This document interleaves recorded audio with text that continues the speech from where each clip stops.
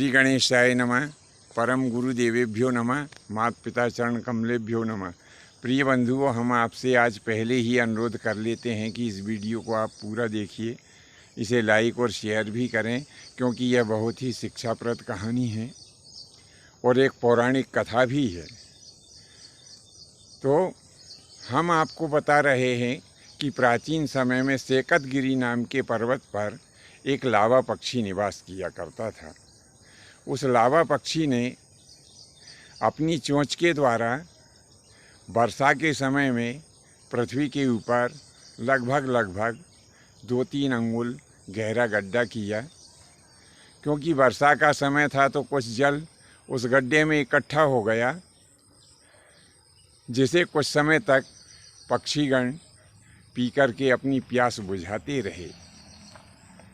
कुछ समय के बाद में उस स्थान पर एक सूअर आया, जिसे बाराह भी कहते हैं। तो उस बाराह ने उस ज़मीन को, क्योंकि नरम ज़मीन थी, उसे खोदा। और जब बाराह ने उसे खोदा तो लगभग 1-1.5 हाथ के लगभग वो गड्ढा हो गया। कालांतर में पुनः बारिश हुई, वो गड्ढा फिर जल से भर गया। उसमें इतना जल इकट्ठा रहने लगा कि जंगल के पशु पक्षी 1.5-2 महीने तक उस गड्ढे में से जलपान करके और अपनी प्यास बुझा सकें। इसी प्रकार से समय चक्र बीतता रहा। कुछ समय पश्चात फिर उसी गड्ढे के पास एक कोई बड़ी चिड़िया आई और उस चिड़िया ने उस गड्ढे को और गहरा किया। तो लगभग इस प्रकार से वह गड्ढा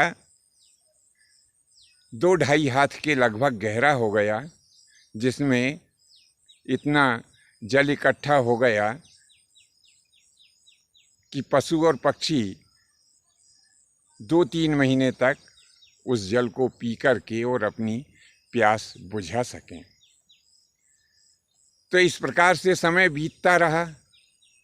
कई वर्षा ऋतु आई और कई चली गई, लेकिन गड्ढा अपनी जगह बना रहा। फिर एक समय ऐसा आया कि एक विशालकाय हाथी उस जगह पर आया और देव योग से उसका पैर उस गड्ढे में चला गया। क्योंकि हाथी विशालकाय था, उसमें वजन भी ज़्यादा था। तो उस गड्ढे की जो मिट्टी थी वो धंस गई। हाथी ने अपना पैर निकालने का प्रयास किया तो हाथी पैर निकालने में सफल तो हो गया, लेकिन हुआ क्या कि इस जद्दोजहद में वो गड्ढा बड़ा बन गया। अब उसमें इतना जल इकट्ठा रहने लगा कि कम से कम 3-4 महीने तक उसमें जल इकट्ठा हो सके। काफ़ी समय तक उसमें जल रहने लगा।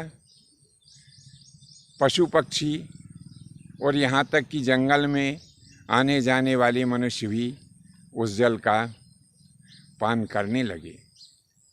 तो हम एक अनुरोध और कर लेते हैं कि यदि आप ज्योतिष से संबंधित कोई प्रश्न करना चाहते हैं तो नीचे कमेंट्स बॉक्स में लिखें। तो जैसा कि हम यहाँ चर्चा कर रहे हैं कि वो गड्ढा काफ़ी गहरा हो गया, तब एक समय शिकार खेलने के लिए गौड़ देश के राजा वीरसेन वहाँ पर पहुँचे। तो अब यह गौड़ देश वर्तमान में कहाँ है? तो बहुत सारे विद्वान जो हमारा बंगाल प्रांत है, इसी को गौड़ देश मानते हैं।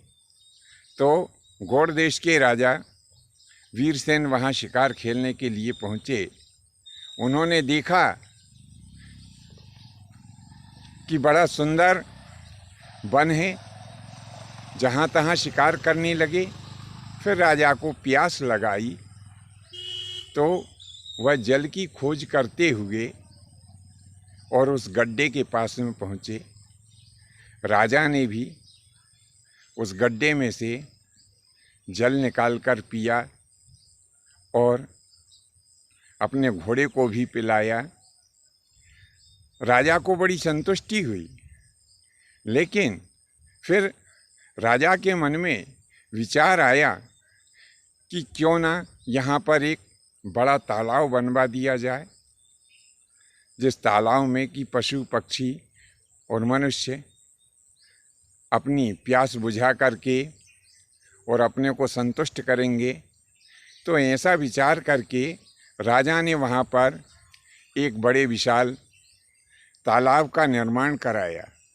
इतना बड़ा तालाब बनवाया कि उस तालाब में पूरे वर्ष भर जल रहने लगा।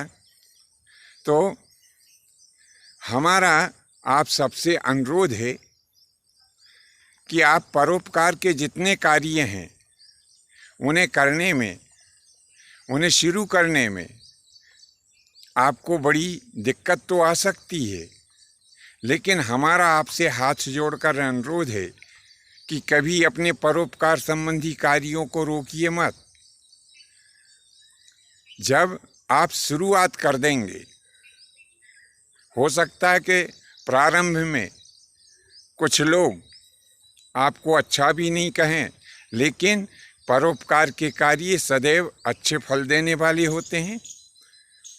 आप शुरू कर देंगे, ऐसा संभव है कि आपके सामने लोग बाग आपकी हंसी भी उड़ाएं और आपको भला बुरा भी कह सकते हैं। लेकिन हम एक बात बता दें कि जो परोपकार के कार्य होते हैं, जो देश हित के कार्य होते हैं, जो समाज हित के कार्य होते हैं, वे एक न एक दिन अवश्य फलदायी होते हैं। और उन कार्यों को याद करके फिर लोग आपको बरसों तक याद करते हैं। आपके द्वारा किए गए समाज हित, देश हित के जो कार्य हैं वो आपको अमर बना देते हैं। आज के लिए बस इतना ही। शेष फिर कभी नए भाग में नए विषय के साथ में उपस्थित होंगे। तब तक के लिए आज्ञा दीजिए। धन्यवाद। जय माता जी की, जय परशुराम जी की।